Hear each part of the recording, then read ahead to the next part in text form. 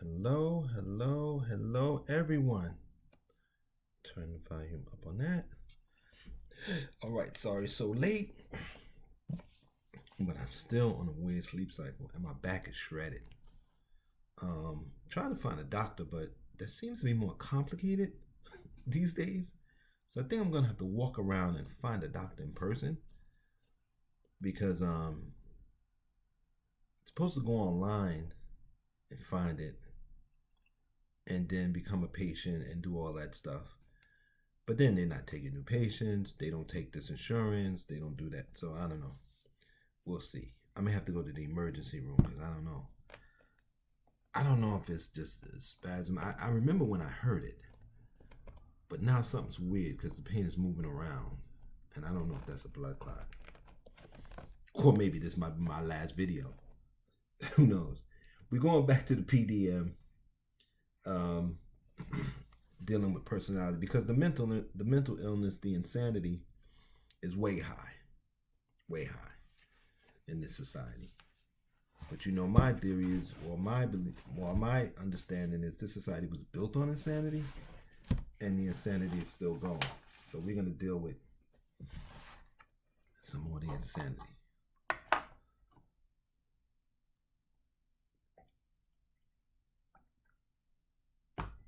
All right, we're dealing with personality.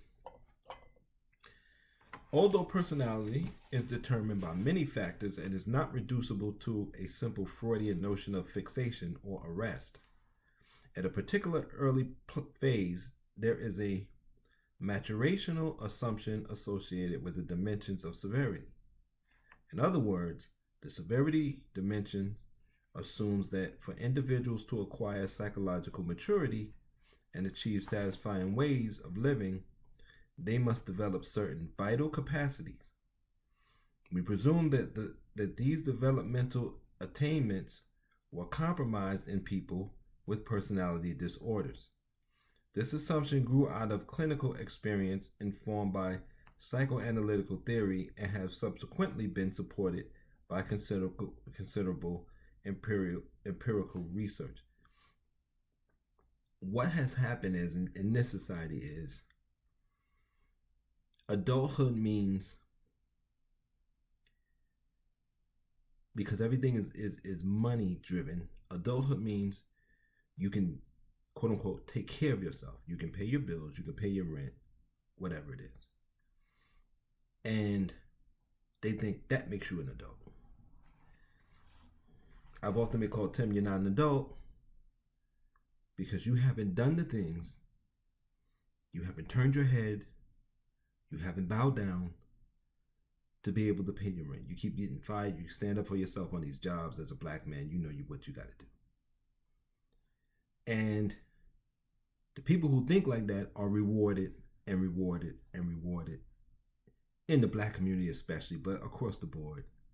And that's not what psychological maturity is. That's why everyone's insane. See, all you people see things on the news and you start to say, what's wrong? People are going crazy. For me, I knew that when I was 13 years old. I'm 52. Y'all been insane for a long time to me. And it's been like this my whole life. So it's just that now reality is setting in because we live in a world, we live on a planet, we live in an environment with other living things. And you can't just do what you want forever and ever and ever and destroy everything around you and think that you're not going to be affected. But that whole notion and concept of what is an adult and what's not, what makes development and what's not, there's no development in this country.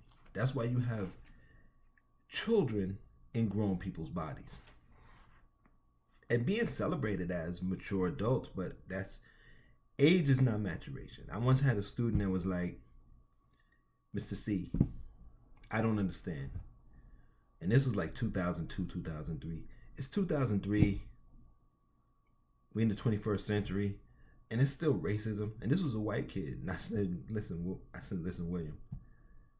Time doesn't change things on its own. if time is going by but nobody's doing anything about this stuff, nobody's fighting the injustice with justice, if nobody's fighting against the racism, then it's just going to keep going. Matter of fact, it's going to get worse because nothing stays the same, right? Time on its own, it's just time. And he was like, yeah, that's true. That's the kind of teaching that got me kicked out. And people telling me, you're not mature because you didn't keep the job. But I taught. And they told me not to teach. The thing said I was supposed to teach, the mission statement, but the administrators, well, now you're not really supposed to teach that. So that's what we got going on. And it you see it. You see it. As suggested by findings of Clark and Kinberg and their colleagues, and Greenspan and his colleagues, we recommend evaluating where an individual's personality lies on the dimension of severity by assessing the following capacities. Traditional psychoanalytical terms for these capacities are in parentheses. And these are bullet points. So 1, to view self and others in complex, stable, and accurate ways, identity. To maintain intimate, stable, and satisfying relationships, object relations. You know you don't get that. Evenness, to view self and others in complex ways. No, you don't get that.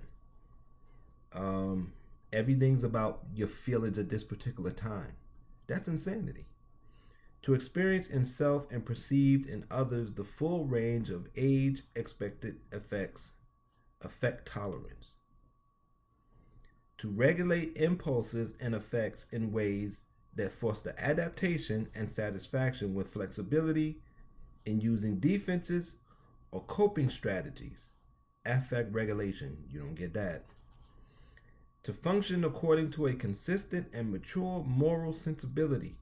That's the superego integration, ideal concept, ego ideal. We don't have that in this country. This country is about scheming, harming people, and brutalizing others to get what you got to get for yourself. That's what America has. To function according to a consistent and mature moral sensibility. Oh, that's something we did that one. To appreciate, if not necessarily to conform to, conventional notions of what is realistic. Reality testing. That's, you got to be careful with that. Because what's realistic in the social construct that was made is not the same as what's realistic in actual reality. There's a reality, and then in America there's a bubble, unreality that you're told to function in as reality. So what they taught us is do what you got to do, quote unquote, do what you got to do to get the paper, to get the bag. We used to call it paper in my day. And feed yourself and feed your seed. I said, okay. I got tired of fighting it. I said, okay, that's what we agreed upon. That's what we agreed. My community especially. Then I sit and watch people say, oh, it's a shame that I can't stand these little kids that they hit this old woman and took her purse. And I'm like, what do you mean you can't stand them?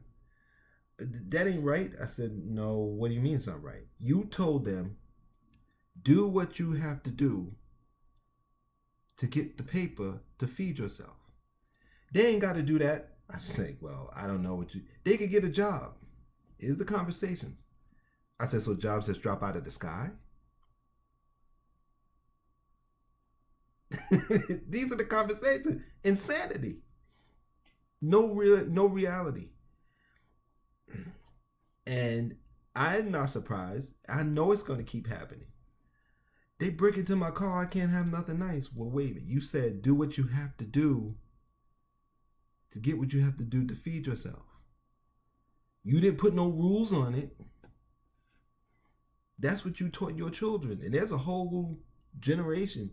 I know in my community, there's a generation after me, my generation, the generation after me, and the generation after them. That's what they think. That's why everybody's shaking their ass on TikTok and I'm doing what I got to do. And you can't say they're wrong because they were taught that. To respond to stress resourcefully and to recover from painful events without undue difficulty, ego strength, and resilience. Well, that takes a group. That takes group effort. You need support to do that. You don't do that by yourself. And this country doesn't have, well, I can't say it doesn't have communities, but my community is fractured. It doesn't know how to be with each other. We don't know how to be with each other. We don't know how to talk to each other. We don't know how to care for each other. Even now, when I've pretty much given up, I still care for black people more than even like the basic care that I give black people. Very basic dignity and respect. They think I'm one of the, greatest when I do it. Not enough to reward me in any kind of way, like support my platforms or anything like that, but they're like amazed that, oh, you do that? Yeah, because I'm developed. We did too much of my commentary. We're gonna pick up on Wednesday. Well, that'll be behind the paywall. But we're gonna do this, and we're gonna deal with healthy personalities, absent of personality disorder. We'll do that on Wednesday. Oh no, we could do it. We can keep going. At the healthier level of personality organization, a person has all these capacities. The ability to laugh at oneself, for example, involves several of them. At the neurotic level, most of them exist to a significant degree, though one or two areas, e.g. broad experience of affects satisfaction in relationships, may be problematic, e.g. as ergo. Individuals whose personality is organized at the neurotic level tend to be reasonably articulate about the ways in which their functioning is limited by their psychology, whereas for persons in the borderline range, such problems must often be inferred on the basis of careful interviewing and possible psychological testing. In individuals with personalities in the borderline range, the first 5 abilities are seriously limited, and especially in people with narcissistic and psychopathic antisocial personalities. The sixth may be compromised. Despite these deficits, individuals in the borderline area have little or no damage in the 7th area, the ability to appreciate conventional notions of reality. The most disturbed patients with borderline organization, however, may have transient problems with reality testing, particularly when reacting to relatively disturbing events. In the context of high-charge relationships, including psychotherapy, this society creates psychopaths. I mean, not psychopaths, but sociopaths. Psychopaths are born. Sociopaths are made. This society creates that. This society creates that by telling you this weird thing that you have to go, grind. So I'm walking, and my back is bad, so I try not to get anybody's way. I'm walking, and this happens often. Somebody's right on my back, so I move to the side. And then they stop. And I'm like, "Don't you want to go?" "Oh, no. I don't want to. You in front of me." it's and they don't even realize what they're doing. I told this story before, but I tell you, waiting on lines, that's where you see this. That's where you see the mental illness, man. In the mundane things, you see the mental illness. Whereas you all look at it like, it's the way people act. I'm like, these people are mentally ill. That's a mental illness. You can't stand on line a few feet behind somebody. I'm standing on line, and this one guy, "You online?" "Yeah, I'm online, but I'm giving her personal space." It was a woman in front of me. So he's behind me. Then he's on the side of me. Then he's looking at the space and looking at me. And I'm looking at him. And this is the way it goes all the way until I pay for my stuff. It's insanity. It's insanity. And you stand in line like that. You walk like that. You drive like that. Okay? I sound like Diggable Planets.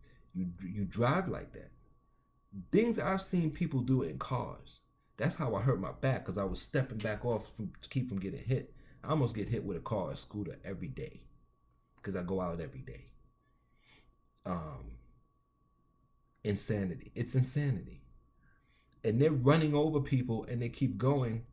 They probably don't even realize. They probably just think, the streets is raggedy. I hit a pothole. They don't even look back to see if a person they hit or whatever. Doesn't matter. I gotta go. I'm telling you, it's a lot of insanity in this country. That's why we need to just stop again. We need another shutdown to stop, just to give people sometimes, and we do need to reset something in this society, because it's insane. And I know these seem like small things, but this stuff, this kind of insanity shows itself in larger parts of your life. A less global, more discriminating way of assessing level of individual mental health is via the profile of mental functioning described in the next section.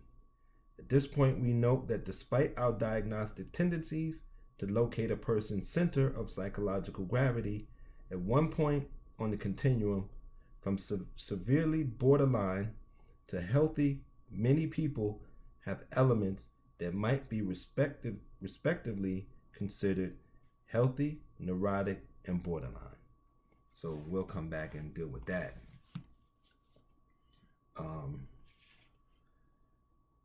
In the next video. The psychodynamic diagnostic manual, PDM. This is the alternative to the DSM. The DSM, you used to be able to get it, but I think you have to be a professional now to get it. So it's hard to get, and libraries don't even have it to where you can make copies.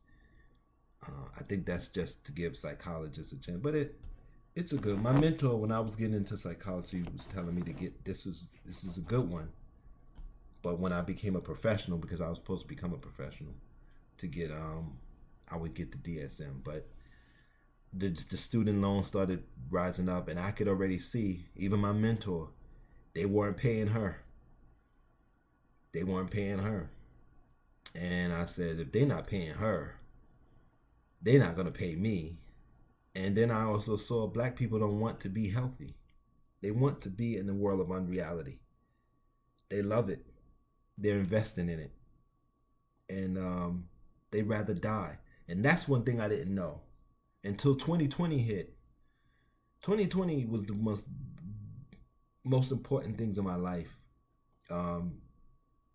Besides me getting married, I think 2020 was one of the striking points.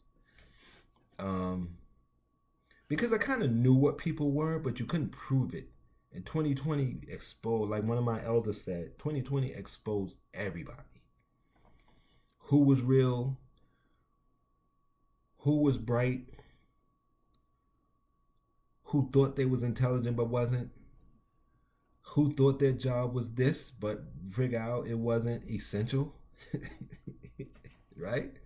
Some people worked at home, some people was essential, and like 40% of the people had non-essential jobs. And they was like, wait a minute, my job is not essential? Yeah. And their whole esteem was built up in that. And we were all supposed to go a different way. But those people, that chunk of people whose esteem had been, their whole life was hooked up in that kind of work, they was like, nah, we want to go back. And I think the government said, well, it's too many people that don't want to go. But this society is made for the next phase. We are already gone. All the structures are made for the next phase. Everything you do now is automatic. Everything you do now is automatic.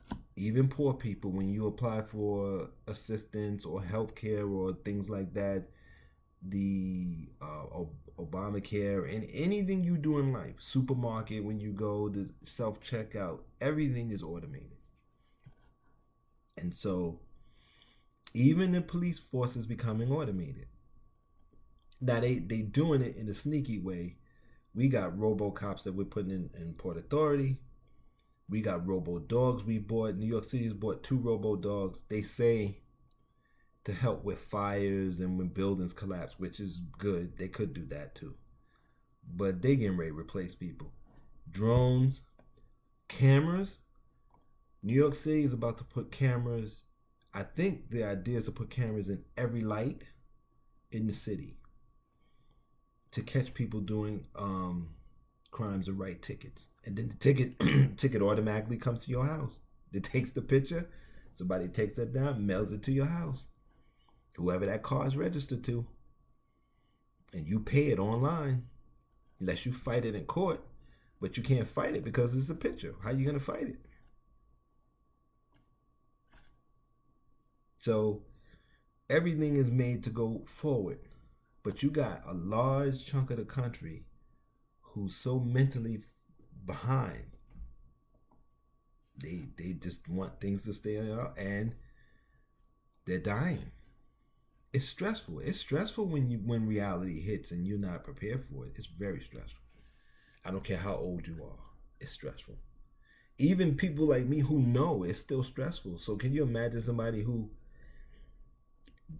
just it completely surprises them? That's where the heart attacks and the strokes and the stuff is coming from, and the suicides. Now, why you rather kill yourself than develop is weird to me. But then again, if you've been living in a bubble all your life, living outside the bubble is traumatic. So I get it from that point of view. But I always tell people, look, don't kill yourself. Don't hurt yourself. If anything, make the world deal with you. You know, because when I get down, I say, yeah, I got to make the world deal with me. A black man who stands up for himself, that's not a brute. Deal with me. I've done the education. I have the 2 degrees. I don't look down on people. I don't have a criminal record. I don't do drugs. Deal with me. And they're always like, Mr. Connerson. Mr. Connerson. And everybody calls me Mr. Connerson. Even when I was in the homeless shelter, the workers would call me Mr. Connerson. We don't know. One, my housing specialist, he used to lean back in his chair like, Mr. Connerson, you ask me things I've never heard before. But I figured out, he taught me how the whole system and structure work. In 3 months, I figured out the whole structure and the problems with it and why it wasn't going to be around long. Not anymore. Even though it had been in place for decades, I could say, no, this structure's coming to an end. So yeah, man, make the world deal with you. Make the world deal with you. You know, make your people deal with you. If they call you strange or call you an outcast or call you a black sheep, whatever they call you, don't kill yourself. Make them deal with you. If you're thinking about that, make folks deal with you. That's it. And if they don't want you around, that's one thing. Then they can tell you don't be around. But the thing with people like us, people who are insane know it. And though they hate us, they need a sane person around. They fall apart without a sane person around. Matter of fact, what you should do is withdraw your sanity to people. You're the valuable one. They try to make you don't believe you're not valuable. They try to make us believe we're not valuable. We're valuable because we're sane. And we're moving into a society and a new structures, a new world order where we're going to be needed. Now, I might not make it because I've been ground down so much up to this point, but I'm leaving behind. That's why I'm trying to leave behind as much information, as much knowledge, as much content, so that somebody like me that's younger don't have to go through the same thing. They can say, I see now. Y'all trying to shift me this way. I'm going to go this way. So take care of yourselves. If you want to support the podcast or anything else, you know what to do. Hit the links. You can give directly. I have a lot of content that I'm always creating. I'm getting ready to do some. I have a A book, I do a new edition every month called Daily Grind in Poetic Form. And I write scripts. So I'm getting ready to work on a script. I'm gonna do second season of Visions, which is a sci-fi anthology, and I got another one called Real, which is about subway stories, and I'm doing second season of that. I've done one episode already. I'm getting ready to do episode 2. So I got stuff going. So I made this video way too long. But, support the channel, support the podcast, take care of yourselves, be safe, hunker down. There's a blizzard coming across the country, storms, tornadoes, more reality. Just embrace what the reality is. Fight for your space in the world, and we'll get through it. We'll get through it, because we're meant to function in reality. We've just been diverted for decades, and nobody has resisted the insanity. But we're here now. Don't worry about it. And I got 20 years worth of videos and content out there, so look for it. Some of it is dated, but even now I got of the newer stuff, I got 600 something videos. Some of them you can get content to all of them on my Patreon. Some of them free, some of them behind a paywall, but they're all useful. Again, take care, be safe, take care of one another, and remember, you need each other, so don't throw each other away.